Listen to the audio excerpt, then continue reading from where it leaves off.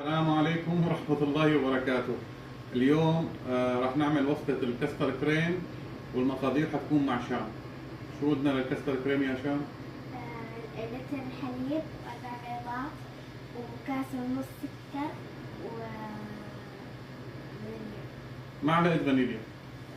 يعني بدنا لتر حليب أو كيلو حليب مغلي، بدي 4 حبات بيض، وبدي كاسة سكر للكراميل اللي أعملها كراميل، ونص كاسة بحطها مع الخليط، ومعلقه فانيليا. هي كل المكونات. وممكن احط صبغه، ححط صبغه انا مشان ما يطلع لون الكستر باهت. في بنحط صفار الزعفران، هلا بورجيكم اياه بالمراحل اللي حنطبق فيها. بنرجع لكم بس نعمل الكستر. هذا ملون الطعام، صفار الزعفران، مشان ما يطلع لون الكستر باهت، يعني لون ابيض بيطلع باهت، ما بيعطي صفار كثير البيض. او ممكن نشتغل نحن بدل 4 حبات بيض كامله 6 حبات صفار البيض، بس هيك احسن، لانه البياض شو حنعمل فيه؟ بدي اشتغل بلون الزعفران، صفار الزعفران. بدي اخذ اول شيء الكستر عفوا الكراميل، بدي على مقلايه تيفال،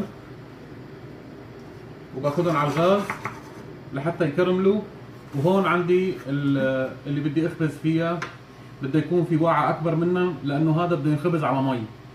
وهي فورمات صغيره او قوالب صغيره او قالب كبير اللي بدكم اياه، هذا الموضوع اختياري. بنعمل الكراميل مع بعض ان شاء الله وبنرجع لكم عشان ما يفضل وشه.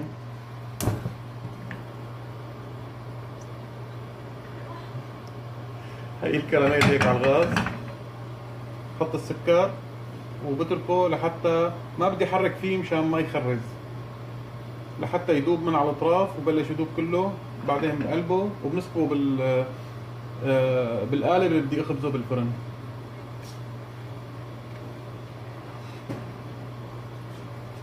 هلا بدون تحريك ابدا.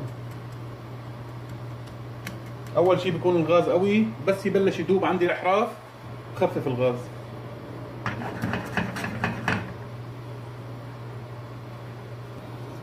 هي هلا بس بلش يعطيني حرف، بخفف الغاز بس.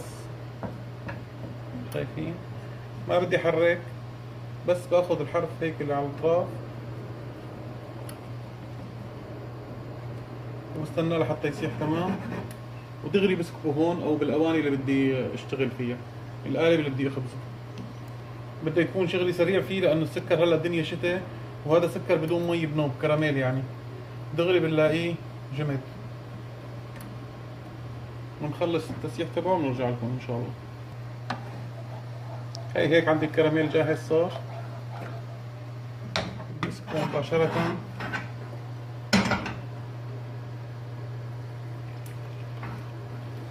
الوعاء اللي بدي اشتغل فيها.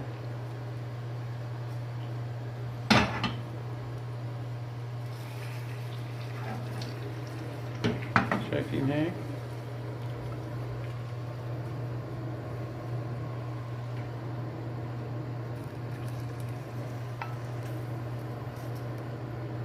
بتركه بين ما جهز. نحن هلا الدنيا شتاء، يعني بين ما جهز بكون برد، هو بصير صلب بالطريقة هاي. هي بعد ما عملنا الكراميل بدي احط الفانيليا والبيض ونص كاسة السكر، ممكن نعمل ربع كاسة كمان مو مشكلة. هي حقيقي منها شوي، وبنخلطهم على أخف درجة.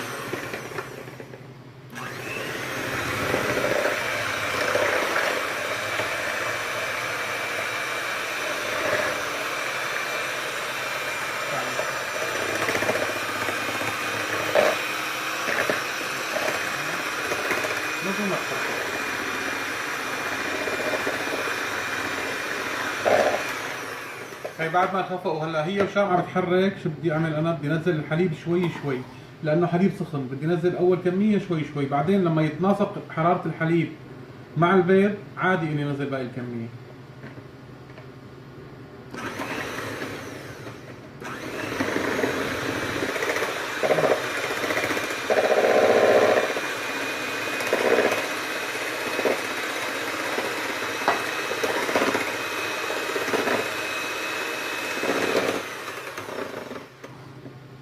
هلا بقى عشان ما يطلع عندي رغوه كثير بدي اشتغل بالمضرب العادي، مضرب السلك.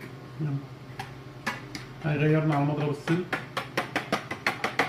بدي احط لها اللون، هذا اختياري بس انا بشوف لونه بيطلع احلى يعني على صفار.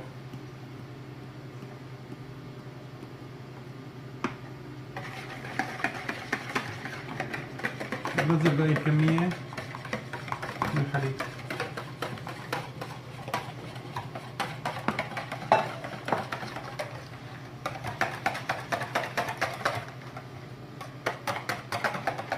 حرارة الفرن 160 170، وبدي يكون هون معبي مي عم تغلي، واذا صفيت الخليط بيكون احسن انا عم بشتغل فيه، مشان ما يطلع عندي شيء مخرز او حبيبات. شايفين لونه هيك؟ الكراميل المفروض يكون لونه غامق، اللون الفاتح ما حلو بيطلع عليه، ما هيك شان؟ بصبهم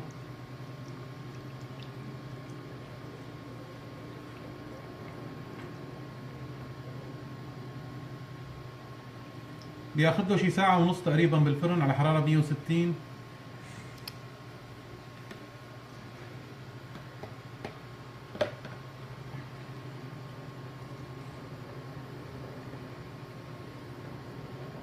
شايفين هي الرغوة ما بدي اياها تنزل معه،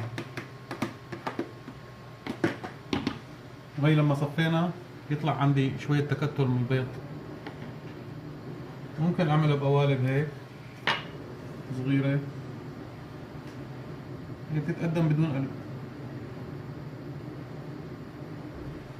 طبعا بعد ما ينخبز بده ينترك حوالي 4 ساعات بالبراد، بعدين بنقدمه.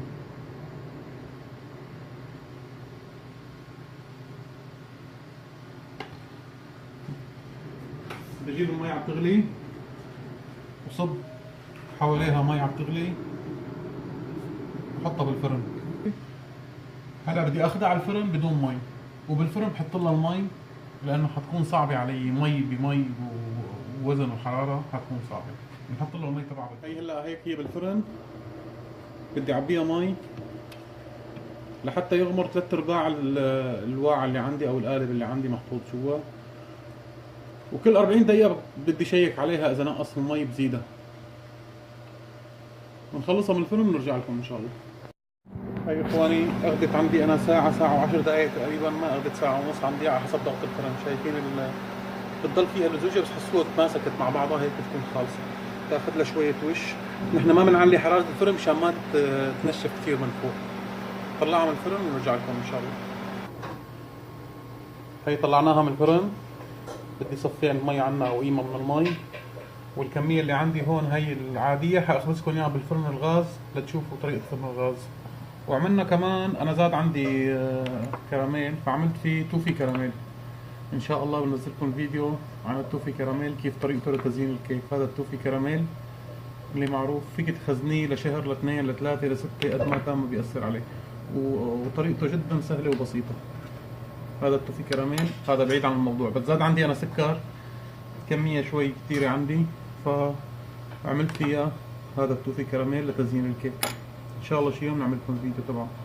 يا اخواني بالنسبة للفرن الغاز بدي شغله بس من تحت وحطه على الطبقة الاولى، على اول طبقة، وحط صينية فيها مي وحط فيها الكريم كراميل، وبياخذ له كمان تقريبا حوالي ساعة. الفرن فوق المتوسط حرارته بدها تكون، فوق الوسط وبس من تحت، يعني بتكون فوق الوسط الحرارة وبس من تحت، وبسكر عليها الفرن وبشق عليها كل شوي مشان المي إذا نشفت. السلام عليكم ورحمة الله وبركاته. أنا رحت وتركت هي لأن كنت مضطر إني أروح مشوار، فالحمد لله رجعت إن شاء الله عواطلي، وهنا لقيت حبة واحدة. هلا هي أنا قشرت وشها، هي ممكن إذا بتحبوا تقشروا وشها أو تخلوه، هذا شيء اختياري بيرجع لكم. مثل هيك نقشر الطبقة الفوقانية وضل عندي الكراميل اللي تحت. خلينا من هي هلا. هي اللي عملناها بالفرن، وهي فرن الغاز هذيك، هي اللي عملناها فرن الكهرباء. اول شيء بدي احرر الاطراف طبعا، بدي احطها من 2 ل3 ساعات بالبراد لتبرد مزبوط، وهي قشرت وشها انا. المهم بالكريم كراميل انه لما بدي اقدمه بقلبه، ما بقلبه وبتركه ساعة ساعتين لما بده يسيح عليه الكراميل اللي فوق. بقلبه على صحن،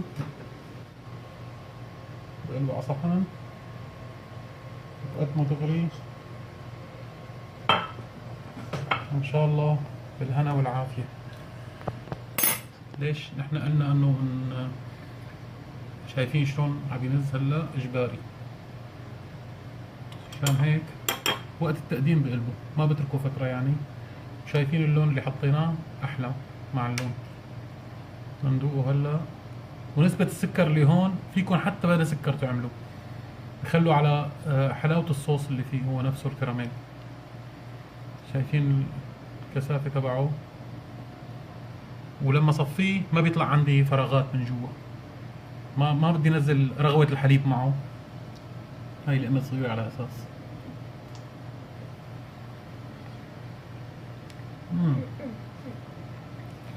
شغلة كبيرة.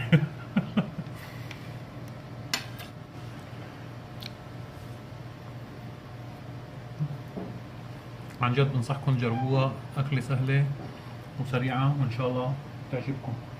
وعملنا شغلة ثانية كمان، توفي كراميل. إن شاء الله شي فيديو ثاني بنزلكم الطريقة. هذا التوفي كراميل من السكر اللي زاد عندي أنا، السكر المحروق اللي زاد عندي، عملت فيه توفي كراميل. كانت وصفتنا لليوم كريم كراميل، وكان معكم الشيف فراس من مطبخ وحلويات شامية. لا تنسونا من دعم القناة والاشتراك بالقناة والضغط على زر الجرس ليصلكم كل جديد. والسلام عليكم ورحمة الله وبركاته.